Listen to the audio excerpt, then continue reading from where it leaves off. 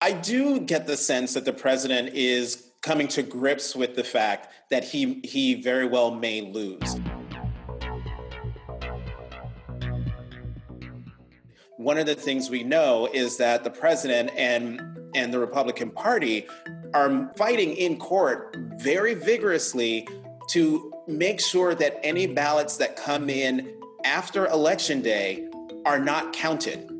And so that could leave votes on the table, votes uncounted that could go to former Vice President Joe Biden. But the risk also in that is that there could be votes for the president that go uncounted. And I don't know if they're going to be successful, because voting is the fundamental right of American citizenship. Since President Trump has been in office, with the help of Senate Majority Leader Mitch McConnell, he has placed on the federal bench 218 judges.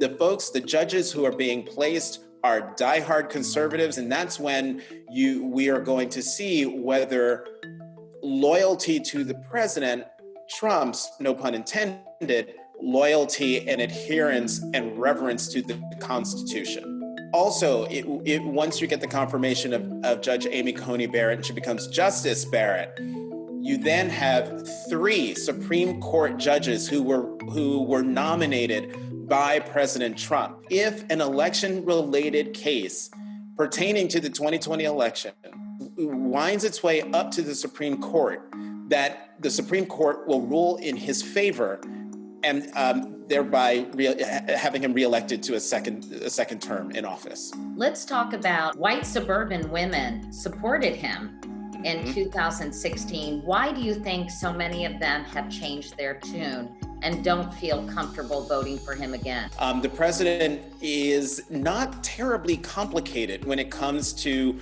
reading what's on his mind or what's motivating him. In fact, he's probably one of the more transparent presidents of the United States, at least I've had to cover.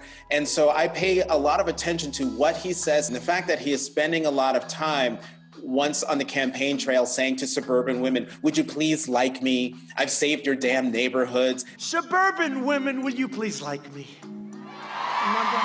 Please. That's telegraphing a message. The message is he knows he's losing suburban women. One of the theories behind that is that white suburban women are raising preteens and teenagers and young adults who live in an America that is much more diverse than the America President Trump is appealing to. And those kids were out there on the streets marching, for Black Lives Matter and for equality and racial justice. And those kids come home and talk to their parents. Meanwhile, Jonathan, the president has repeatedly said he's done more for Black Americans than any president since Abraham Lincoln. So I wanted to get your perspective on that. Does he deserve any credit for instituting policies that have been helpful to Black people in this country? When the president says he's done more for African Americans than since Abraham Lincoln, is hyperbole to the nth degree.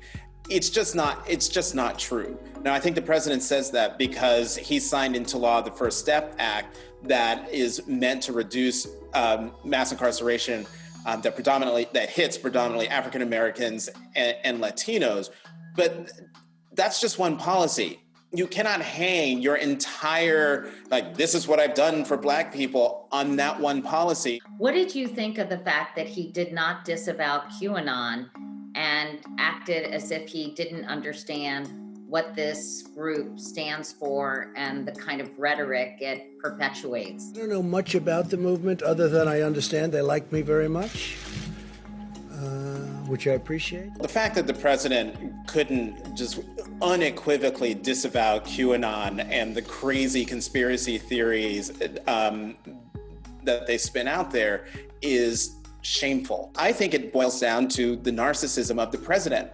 QAnon, in a lot of ways, supports the president. It is imperative that the president disavow those organizations and their adherents. The fact that he won't and hasn't should alarm anyone who cares about this country. Point of contention has been this story in the New York Post about Hunter Biden. and people are upset the mainstream media has not picked up on that story. I'm curious if you could weigh in on that and help people understand if this story is legitimate or not.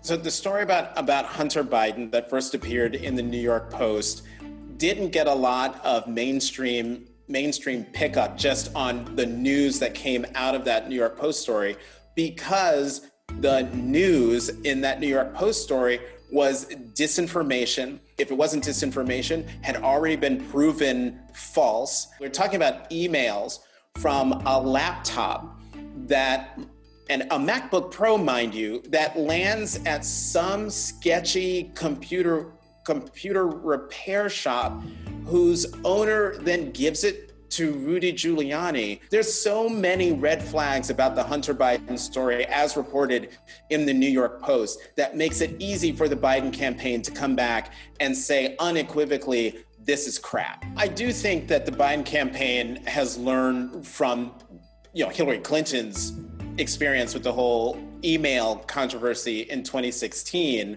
by not getting bogged down in playing into the distractions that the president wants that candidate and the press to focus on. Let's talk about Jamie Harrison versus Lindsey Graham in South Carolina. Jamie Harrison set a record for fundraising for all Senate races. What do you think is going to happen there? That is the most fascinating race. Lindsey Graham's in trouble. He is in deep trouble. Jamie Harrison is not out outraising him. They are tied, depending on which poll you look at, they are tied in the polls. There is no way Jamie Harrison should be tied in the polls with an incumbent Republican senator in a state that the president won by double digits. But he is, because there are a lot of people in South Carolina, Republicans in particular, who are very upset with Lindsey Graham. Key thing that I've heard over all this time that has hurt Lindsey Graham, it is the fact that Lindsey Graham went from being a staunch ally and best friend, one of the three amigos with the late Senator John McCain, to being President Trump's best friend. Do you think President Trump, Jonathan, will accept the results of the election? I hope he does. Because if he does, that means for once he will have put country over his personal ambitions.